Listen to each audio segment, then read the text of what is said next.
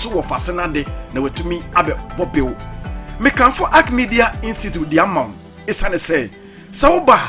baby obey attachment me pacho ye ma wani so enya otetototo da biara da me attachment 3 months e wo honom Sara enso ena ye wo Arc online Arc TV online enso wo honom abetumi abey attachment radio and TV anything me pacho me kan for Arc Media Institute at the amount baby a wodi uti beto me pacho obetumi enya baby de uti ato esanse mpanyefo aye sa hye nyina atoko de daw e de amount anything memma enya odadwen ene yo haw ekra me pacho Arc Media Institute ewo enyinasin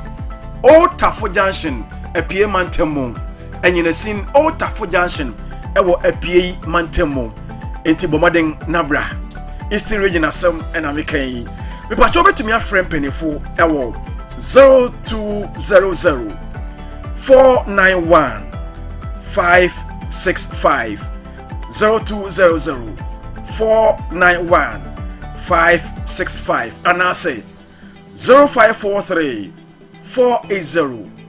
299 0543 480 299 Arc Media Institute aha ena wasa uba na obesua de isane say ebre eni adejew ena kyerɛkyerɛfo no ebesai ewo ho Arc Media Institute, transforming passion into profession.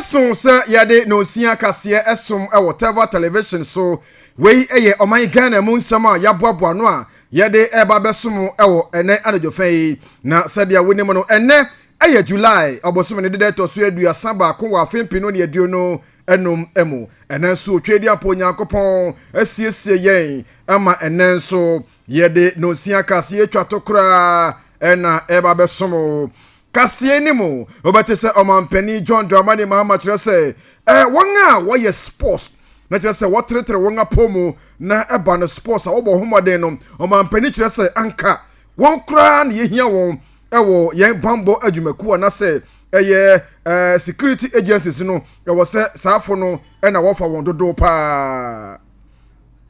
saranso na ye beko ne yakotie nsem bia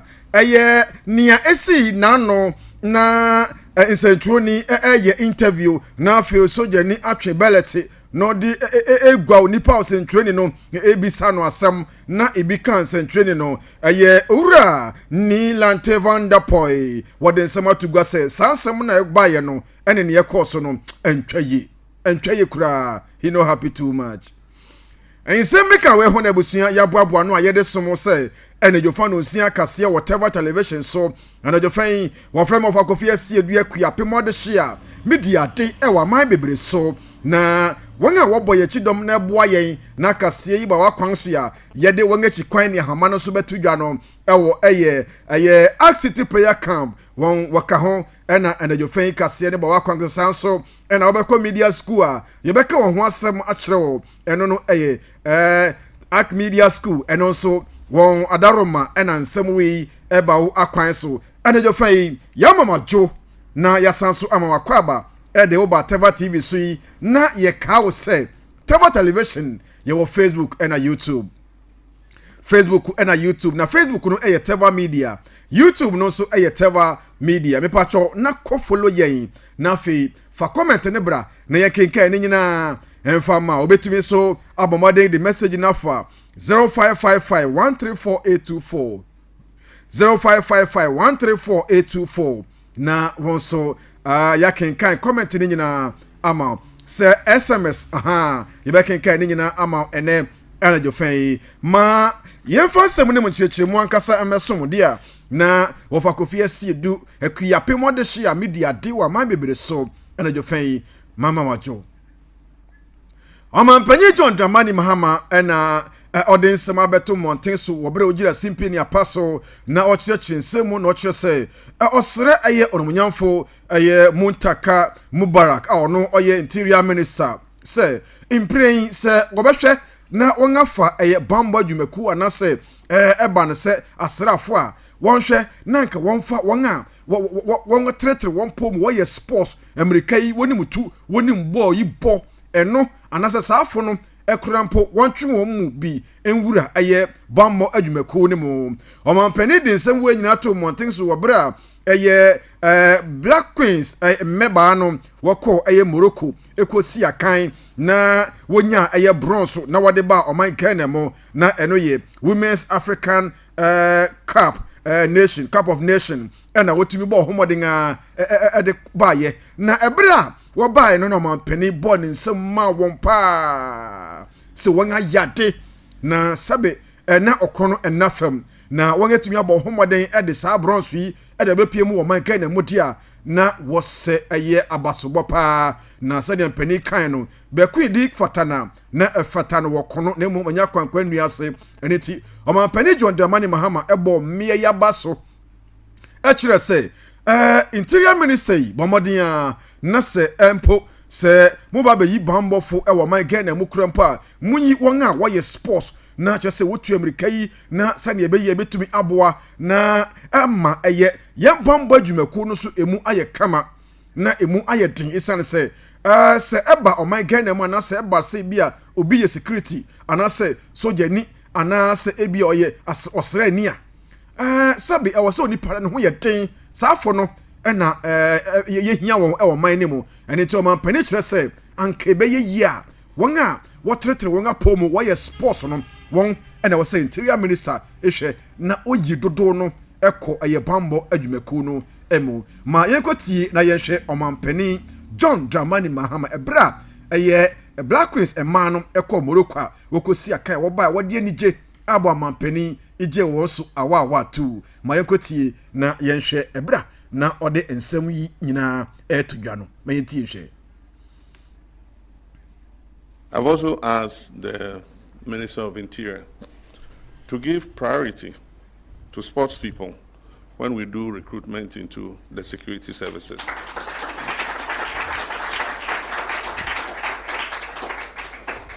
Because in the past,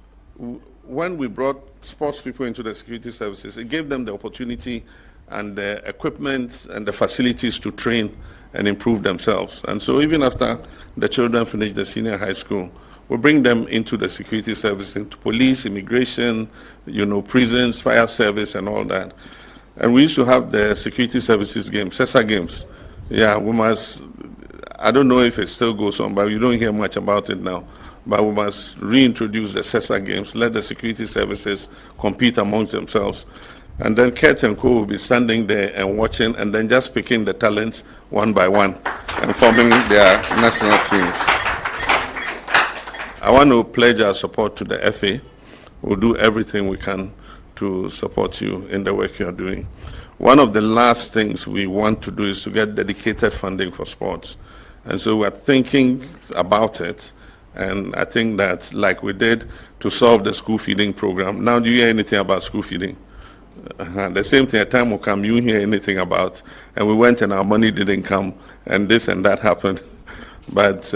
we'll work to get dedicated funding for sports so that the issue of financing and teams traveling and getting their per diems and all that will be a thing of the past. So on behalf of myself and Jane, I want to congratulate you. Thank you for the good job you did. We'll keep watching your progress, and I'm sure that in the not too... Wey, Ghana Mampeni, John Dramani Mahama, and I yet in camp, or the insemi to you, na emeba no so wakoya waba utumi se ungania jepa se bibia etumi ekoye edema wo no mampani ebo won abaso saa no ma yantu ya Kasea no so nkopie mu ewon samfoforo mu na yekopie mu ewo pani kwankyerefo a oda Dallas Finance ano na kyerese bank ya ewo oman Ghana mu yefre no yewura Joe Jackson na odensema tugwa opanini ne sema o kan nyina no se nanu budget ya mechira ko ma bosika eye ndc amanyuku no photo samfo eye yewura kesel ato forcing edebeto mountain so anase okwa mrahye begwafi na ode ohwiehwie gu honom tumi se nkrata ne de kan we sikasam ene ho keka ho nyina no yewura eye Joe Jackson anase wura Jackson kire se sahaba sobo no yemfa mbo eye ndc fo nanso efa bi wo honom a yensi kasama kire se ejina ne nanso kakra no anka yemu compound yengachi nanka yemfa abasobo no emu kakra na yemfa ma MPP aban no yesane se won na wote abakonwa so a wo fi so na modern mo kakra wo boy no eno nam so na ama ene NDC akonwa na se NDC amonyoko no etumi abeboa ama eye economy no enso agina na nanso kakra enti sabe se woni biribi ede ma wase a sabe ommo no kro no enti anka ebeye ya sanya NDC fo wongani eje yensi de no ejina na nan so yesi kasam ho ase niema ayeye kakra no anka waka na so waka anka kakra de wonfama eye MPP amanyoko no isane se won so ebra wote akongwa so obo ho modern pa eboaye ewo yesi kasam ho na okira o my Ghana yesi kasam na koye se yare ni a sabe oyare te se oyare enwodwe yare anase stroke yi kase ewomu ana nofon kakra na no ho ayare yi kakra eno enti okire se obi na ebo ne ho moden a etena konwa no so esiesie bibi kakra ema won so beto aso enti anka ebe ya anka abasobo ne beba yenka kakra enfama eye MPP amanyoko no isan se won so wo boy kakra pa. In a lot of ways, when I hear the NDC speak, two things come to mind. One is that you can't have your cake, you can't eat your cake and have it. You can't say, you can't be talking about forex rates on one hand and turning around and comparing it and saying that I never got to 15, 17, because you see those are forex rates. So let's stop comparing apples and oranges. If you're going to compare Bank of Ghana rates, let's stick to that. If you're going to look at the forex rates, it's possible to compare the forex rates when NPP was leaving power to forex rates when NDC was the other thing that comes to mind also is this, that to the latter part of the NPP's period in power, where Honorable Aminu was minister, some good was done. And there's a Ghanaian proverb that I like, you see, "Konfo bon awatsna yarefo ma konfo pa aboton muyinimo." Essentially, Ghana's economy can be likened to a sick patient who suffered a stroke, right? And 2022, 23, 24, we were in the throes of a lot of pain. It was an intense problem there. And getting to the end of the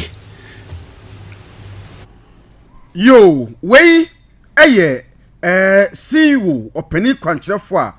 order Dallas finance ano anase ano na ode sansem we atom tensu a wo kire se ampa e wo se anka biribi kakra beba eno na obubu emu be nyina se se biribi sa na se konfobone etena yarefo ho a na se konfoba beto na yenyini mu kura eno nti e wo se konfopa no ebo na baso isa so no na wahwe na enti sanka abasobo bi beba na se dom ketwa na womra se begwam no anka wonfa bibi kakra enfama na won nase se won ayade atena economy na se yesi kasam no ho ama won abeto isan se woye bibi kakra yetumi nkase won anye bibia ma yetu akase no so na abusua manfa wonko City prayer camp and jofen na prayer camp da bia medi ho adanse de amawo na ba bia mekọ biara meka ho asem enso se odo na afi so se eba ne se ohohuje pa dia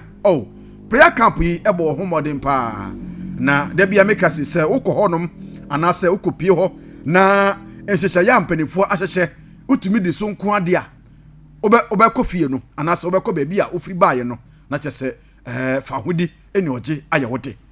bomode na kɔ hobby why na wode na kɔhwa ade keke kɔhwa wani so ade emame na fe oba obete ni American yi wo fa kofie si du captain adabuga mekan yi obete mase pa isane se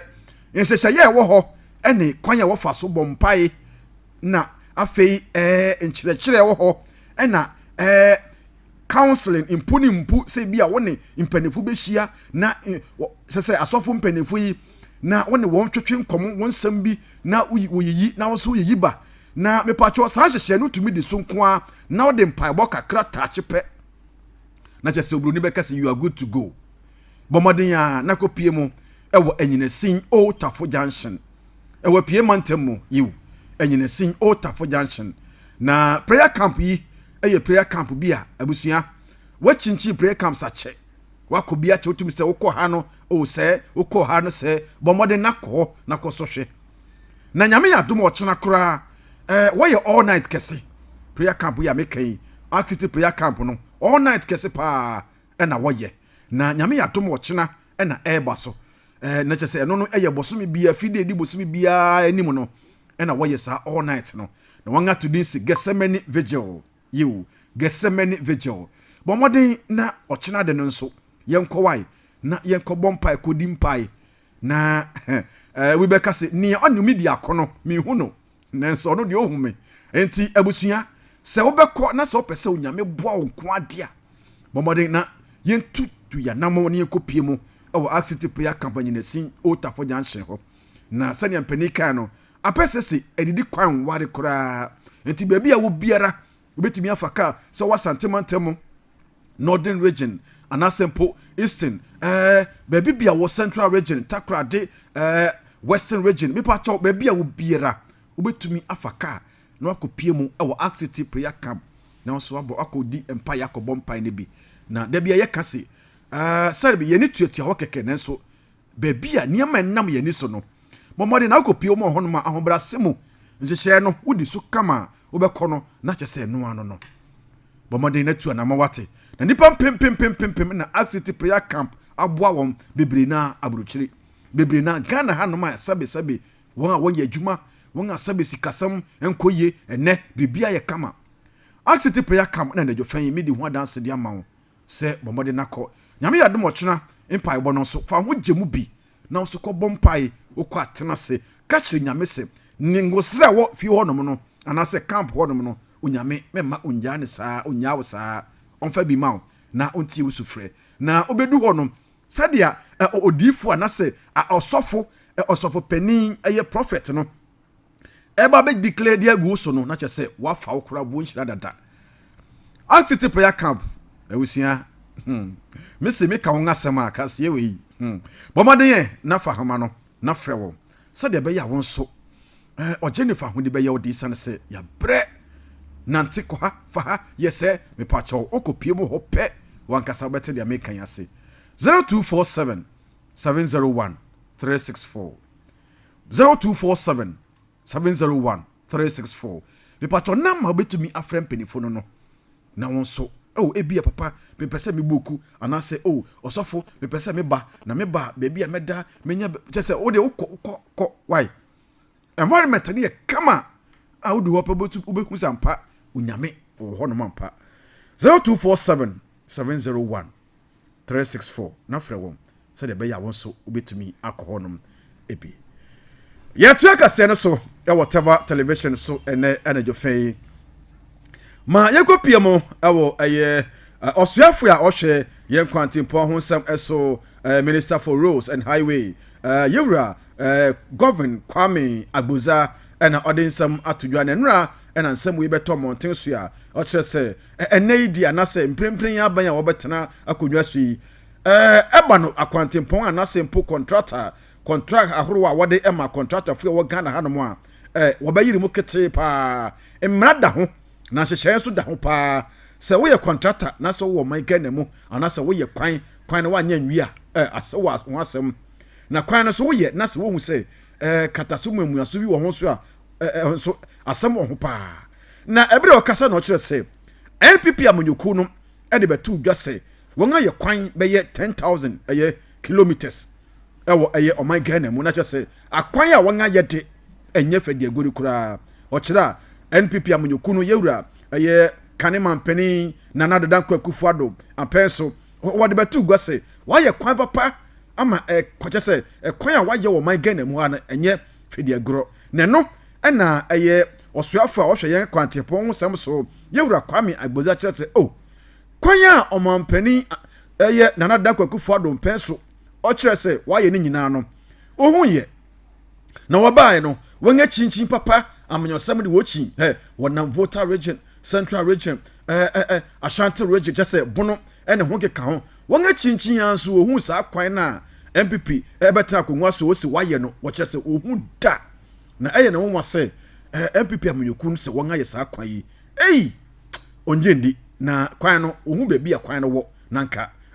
sanka wo be kire won na wonga hu sa bi akwan we ye fa ha ye ne se nanso NDC aban ba so de se kwan ya MPP amanyoku ka se won aye no 10,000 kilometers no osi ohun ba kokora ohun ye kora ma yekotie na yenhwe ne nsema okan ye ode tudwa yekotie yewura Kwame Agboza. Let me sound this warning. From now, when you are a contractor, you do work and the work fails without explanation, we shall cash the bond. We shall cash the bond to use to restore the road. If you are a consultant, before you get work at the Ministry of Roads and Highways from now,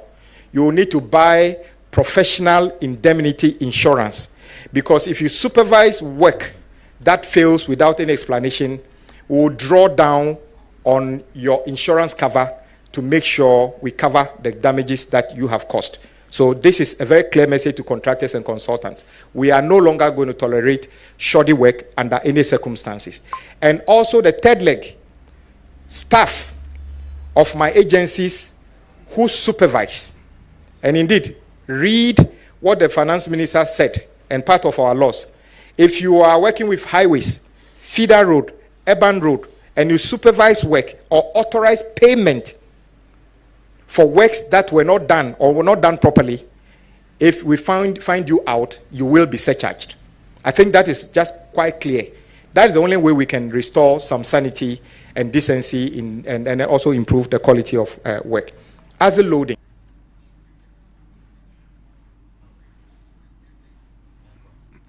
You yewura Kwame Agboza ono oyosuafo a ohwe kwantepon nsem so na ede nsem we etudwa na mayetu asonkopie mu nsem fufuru mu na yekopie mu oyi amanyosem mpa ne yewo opening a ono oye ranking member edema finance committee yewura anase Dr. Mohammed Emim Adam na ode nsema to go nsema ode to go na na no photo samfo mekire yewura Kesel atofosen abatu dwa se eneyi yebetumi agina so na yede atobiribia wo Ghana ha no yewura photo samfo kire se sidi no apekesa sidi ni gira ne nan so na ama dollar no so eneyi dollar no so wo hu ba bi one nam kora na jese sidi no akoda ni mu a enesa na ensema photo samfo edebetu dwayi ana ranking member edema finance committee no Dr. Mohammed Amim Adam ede about say na sidi na wo sa apeke no na dollar no so edi ahim e Ghana ha na dollar no yehu ba bi enam yi o kire say ampa openi kire say sidi na apeke you wangati nanso dollar na wo si eno so wa ha na Ghana yebetumi edi juma na amanone ne yedi bi sene ne ade no dollar no wo kire say ayira yewura Adam kire say dollar no wo hu ba bi dollar ne nam na o kire say na no openi bi de betu gwa say dollar no enenam abokifo anase enenam won a yenuanom nkramofu ya wonenam yi a wosesa sikai ebi enenam won ho isa sa won na dollar na kodi won ho na afi so baby mia bi wo ho no mo dollar no akose enti Ghana fusu Ghana fu hu ne waye wo ho isa ne se wo hwe dollar yi a wo hu baby a dollar no enenam yewura Dr. Amim Adam kire say we de akoye say ebia kwasiko nso ogina kwanchen wo kire say dollar ne wo ho se de ne gina nan so nanso eneyi wo hu ba bia dollar ne nam na mum abochifu a won nam a wo sense kan wo mum na dollar ne mum akodi wo nsam na NDC amanyoku no bae no won abeka dollar ho asam sidi ho asam nanso enei wo hu ba bia dollar no ene nam kra ma yenkotie yewura Dr. Amim Adam ma yenkotie ne nsam na o de tudwa efa dollar ho na yenkotie hwe. On the exchange rate situation, the minister indicated that, and we all heard it. He said, "CD no apiki." That's what he said, isn't it? The developments in the foreign exchange market under this administration are deeply troubling. We are witnessing persistent arbitrage between the interbank market and the forex bureau, alongside a growing scarcity of foreign exchange. Perhaps the minister should know that, yes, CD no apiki, but Abuchi get the dollar, as my brother Honorable Adongo once said. And the arbitrage we are seeing is quite wide. Whilst the minister is talking about interbank rate of 10 cedis to $1, the Abuchi is selling it at over 13 cedis to $1. And on top of that, the banks don't have forex to give to their clients. We have heard many people complaining about how long it takes, the documents they have to present, to be sent to the Bank of Ghana for clearance before they get forex from their own accounts, their own forex accounts. They cannot get transfers that they have to make to people they buy goods from abroad. They are not able to do that. They are incurring losses as a result of that. Ladies and gentlemen, the shortage of dollars in the bank has been so pronounced that importers have gone public to express their frustration about the situation. It is evident that the Bank of Ghana has been intervening significantly in the forex market through auctions, bilateral sales, and using other tools, despite the Bank of Ghana governor denying such intervention were happening. If you recall, around February, March, the Bank of Ghana governor was boasting that they are not selling dollars. We all heard him say that. It took the IMF to disclose that in the first quarter of 2025, the governor has injected over $1.4 billion into the market. So who is who? Which is which? It appears the governor of the Bank of Ghana has turned himself into a politician, trying to make a political statement when he's supposed to be independent of the finance minister. Wey abusia Kasea yede somo ewo anajofan Tevah television eso na ma yantu aso na yenkopie mo ewo yenuanom kusasefo a wo TV do mantam boko enenei wode wansam atodwa na wo friends and trofo hiemo etwe nkrata tin na nsam a ewo nkrata yi mu ene se wo susu se MPP amonyoku na bra na wote akongwa so no ene wo MPP amonyoku ni wandi ni ye na enunti woye se ntokwa esi ewo boko mpatam ho nyina no enunti woye won adwe se wobeyi MPP aban na fiso na NDC aba abeboa we sane se mia MPP aban no na wote so na woye no otum se nipakum na fiso nipawuni ntokwa esi wo boko no wongani anje ho kura eno nam so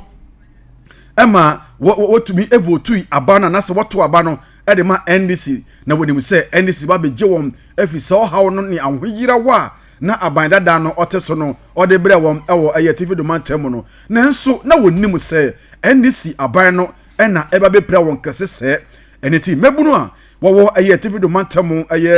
kusasefo kire se nia ekoso no anu ye hyepa na ntokwawo eni oyene ene menteme ho ase ene mu ayeden wo ho no one day what one baby na so bi to hye wo so a anase won so a wo se wo bo ho bodin anase wo bo ho ban na mu onye won na wode ntokwawo no eba na mum eye bambo mum ene wo pese wo bo ho eno ena ede sansem bebre yi aba ene boko akoye biribi wo ho no ene ti mebru dom ku no nkrata wode ban emu nsam no moma yema won to aso ema yen nia wo friends and twofo hiemu kan no ma yenkwe na yenkotie na yenhwe wo emra. And the rule of law by the members who continue to insist on having their way by hook or by crook. One, they rejected the findings of the Okofu Afari Commission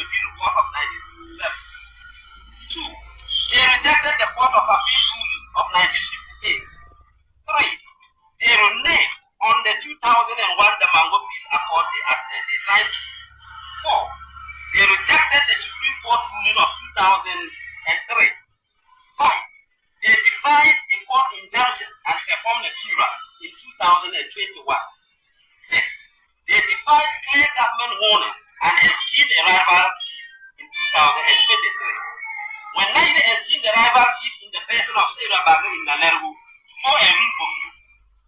former President Akufo-Addo and his ministers declared the action illegal. They declared that Sukura Naba Sidem Urapa Azako II, who had been on the scheme,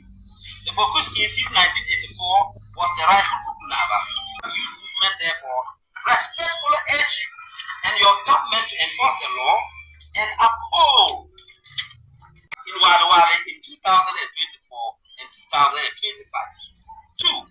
Attacks in Accra and Asaima near Tema in 2024 and 2025. 3. Mr. Alasan Nazuma, Deputy Registrar for Katanga Technical University, shot and killed in his house in Bolga on 17th January 2027. Mr. Idris Musa, a businessman in Kumasi, on 7th February 2024. Mr. Hussein Toa on 27th October 2024 at Bimsi near Walawale. Malam Aziz at Koso in the Afro region on 18th February 2025. Naba Abdul Malik Azimbi, Kadi Divisional Chief and Kusasi Community Chief of the Asante region at Asawasi in Kumasi on 22nd July 2025. We therefore hereby 25. Your Excellency, the people of Kusaf cannot accept the imposition of peace without justice. Kusaf and Ghana voted for the NDC because we believe in your promises to restore peace to Boku. Our people want peace. What we want you to do for us, our demand. 1. Full enforcement of passport ruling. We call on your government to uphold the outcomes and enforce. When sama mebunua wawa TV do mantemu eyeboko ne mpatam ede atudwa se wonim se endi se amnyoko no eba beku age wana se ba beboa won afise ohaw ne mu nanso akoye biribi wo honom ene nti wosere aban omampani se omra na ombeka bi ema wana so meboa isan se ne ekoso oboko no akoye bibi wo ho na asumdwe emra honom se woye weni se woyifi ha se ofi afa ha ne nyina ne se omampani beba na wabeye hyehyɛ na afi so mpanifo a waka bi ego mbeba na afi asumdwe beba ho eno na wohwehwɛ ɛwɔ mpatam honom abusua mamenka wo sɛ Arc Media School na enei woton sade afra wo sɛ wopɛ woyɛ nsɛntweroni anase sɛ wopɛ sɛ adwuma yeye won so ebia okra nim di no wo kra so nia wo fa yeyi o yebetumi aye kra boro saa me pa cha obomaden nako Arc Media School na chese wontumi emfiti prekope emetana ha na mom je se wafa niema mu process bi mu ansa na watumi aba anenti Arc Media School ho na wo betumi aboa na tetew na empo niema bi ye wo se wo ye niense se wo ye obetena TV so na se radio so a wo beboa wo honom na wo se wo ko na ko gi santetew yi 6 months na wo de be kire wo saade na afi so wa be ye pabene e wo man Ghana na afi wo wi a 3 months no so wo de attachment and the attachment ne de wonga and the bema baby a obetumi akwaya attachment na chese wangasa de obeso nsam na wo de wako na Arc Media School no krampo ewo television anase radio station a ebeboa na wo so attachment no etumi edimu enti bomodin na wo so tuanamon na ko Arc Media Institute na wo mwa na wo kire saade we nyina wi a na wasan so ama certificate abodi nkrata obetumi ede anante anase obetumi ede akope adwuma wacha say hostel facilities nso krado ewo honom a sa okopie mu honom obetumi anya baabi na wode wuti ato na fi wasua wade kama na wonso wabaye pabene school fees no so eda femboko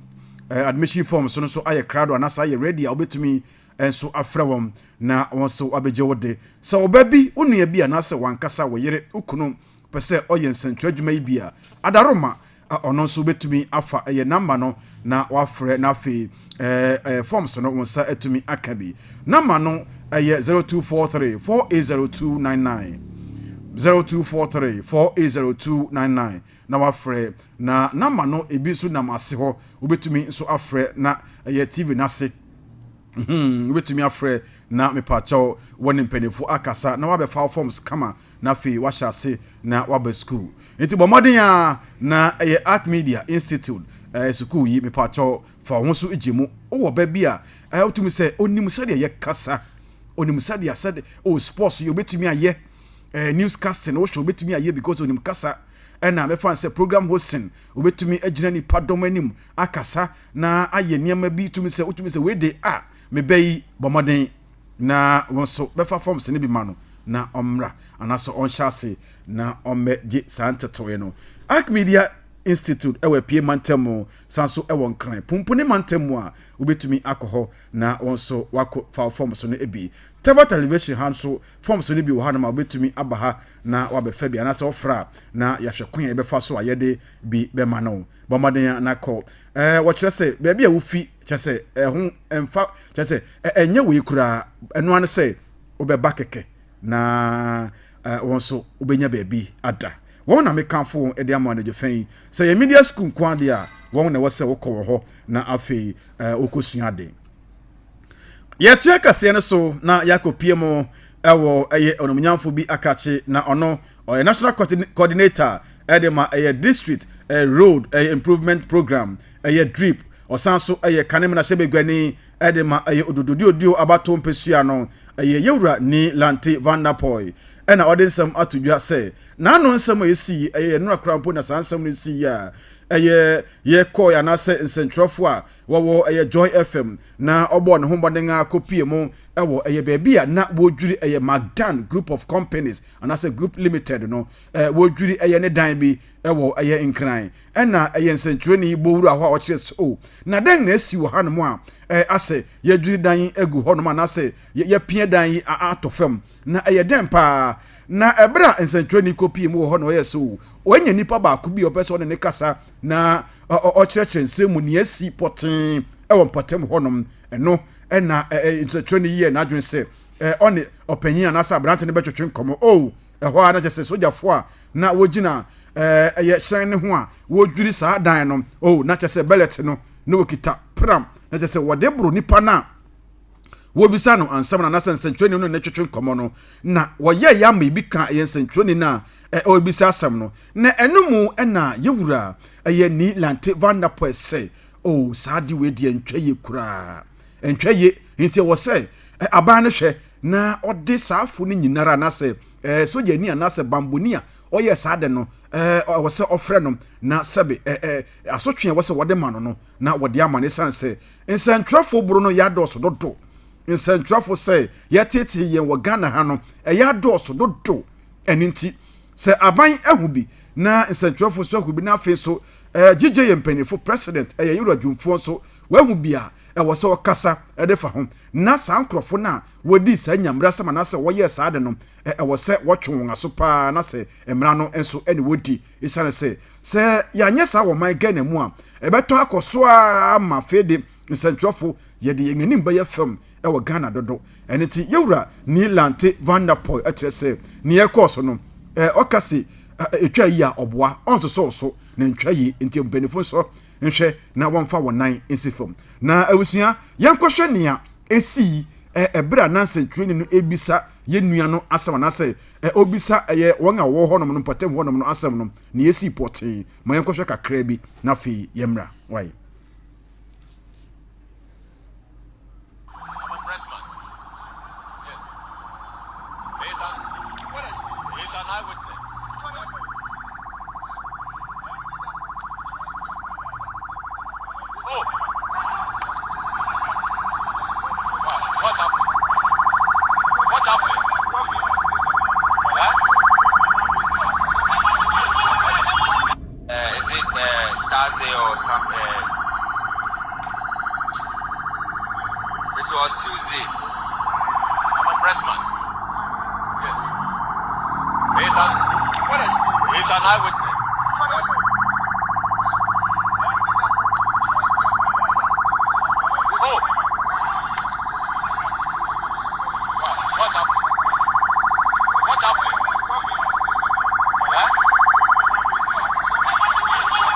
you na weni nia esi anase koso wobra na Joy FM nsentoni oko na wakoye na adwuma na obisa bisa nsam na soja fo so yo na opede wa ha na adenti na obisa onipa na obisa na sam na just say wonga yi better wodi agu no sua just say wogwa na nesa na nsam we ban no